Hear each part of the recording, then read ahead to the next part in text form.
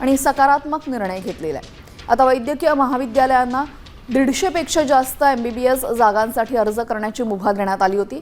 यामुळे वैद्यकीय जागा वाढणार आहेत। 10 लाख लोकसंख्येमागे 100 जागांचे जुने बंधन आताही कायमचं रद्द करण्यात आलेलं आहे। या ऐतिहासिक निर्णयामुळे आगामी शैक्षणिक वर्षात MBBSच्या जागांमध्ये मोठी वाढ होण्याची शक्यता आहे। तर नीट परीक्षा देणाऱ्या लाखो विद्यार्थ्यांना याचा थेट फायदा होईल।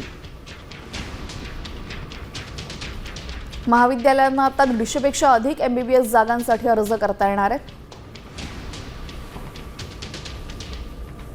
10 लाख लोकसंख्येमागे 100 जागांचं बंधन आता हटवलेलं आहे।